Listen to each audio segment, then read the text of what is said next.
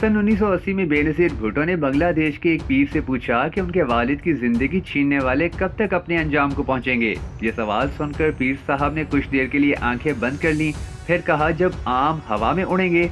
बेनज़ीर भुट्टो ने इस अलामती जुमले की वजाहत चाही तो पीर साहब ने जवाब देने से इनकार कर दिया।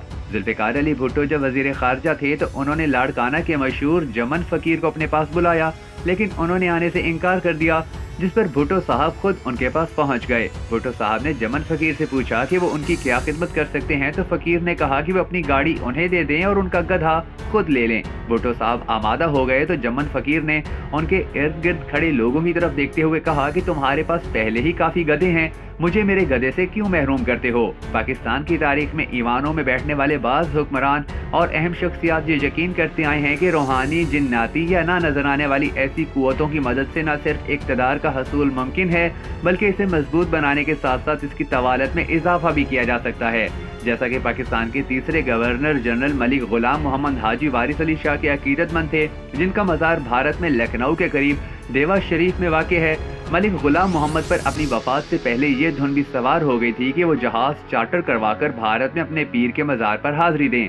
भारत के शहर मद्रास से आने वाले एक बुजुर्ग जिन्होंने फरवरी 1962 में अयूब खान से मुलाकात की थी, उन साहब के बारे में मशहूर था कि वो इल्म जफर के माहिर हैं और अयूब खान के सियासी मुस्तकबिल के बारे में बहुत कुछ जानते हैं। उन्होंने अयूब खान को बताया कि वो पाकिस्तान पर 8 या 9 साल तक हुकूमत करेंगे, जिस पर अयूब खान ने कहा कि ये बुढ़ा क्या बक रहा है। लेकिन इस वाक़े के 2 ही साल के बाद जब फातिमा जना एक बड़ा सियासी खतरा बनकर उनके मुकाबिला खड़ी हुई तो सूरत हाल बदल गई। उन दिनों पीर साहब देवल शरीफ पर उनका भरोसा बहुत बढ़ गया और अयूब खान के सियासी मामलात में पीर साहब के अमल दखल में भी काफी इजाफा हो गया। यहाँ तक कि इंतखाबी चैलेंज से निपटने के लिए पीर साहब देवल शरीफ की सरगर्मियाँ गुफ्तगू का मौजू बन गई। नवाए वक्त में उन दिनों एक कार्टून शाया हुआ जिसमें पीर साहब को एक लालटेन, जो फातिमा जना का इंतखाबी निशान था, को बुझाते हुए भी दिखाया गया।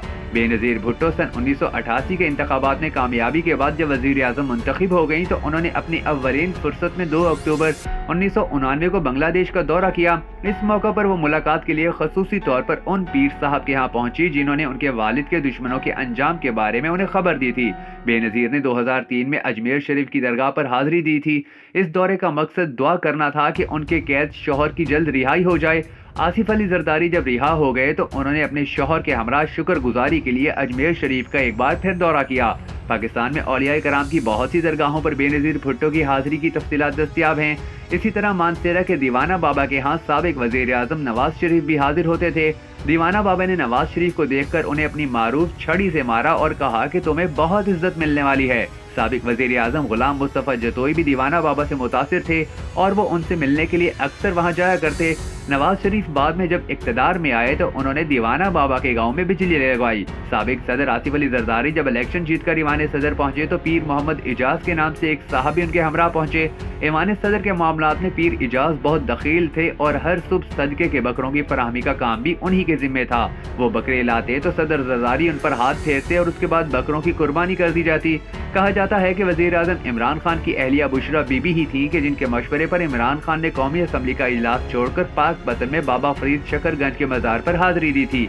एक बार वो इसी दरगाह पर हाजिर हुए तो इसके तारीखी दरवाजे पर इस अंदाज में ताज़ीम बजा लाए जिस पर सजदे का गुमान होता था। ये भी कहा जाता है कि बुशरा बीबी ने ही पानामा केस के आखिरी मरहले में खान साहब को किसी पहाड़ी मकाम पर डेरे लगाने का मशवरा दिया था और वो नथिया गली के रेस्ट हाउस मुंतकिल हो गए थे। इसके अलावा एक जमाने में जब इमरान खान परिस्तारों के हजूम में घिरे रहा करते थे तो उसी जमाने में इमरान खान की कोई इंतहाई कीमती चीज उनके बेडरूम से गायब हो गई।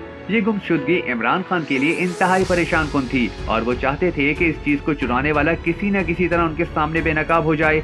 ये मसला उन्होंने सियालकोट वाले बाबा के सामने रखा तो वो खामोशी अख्तियार करने के बाद मराकबे में चले गए। कुछ देर के बाद वो इस कैफियत से निकले तो उनकी जबान पर उस चीज के चुराने वाले का नाम था।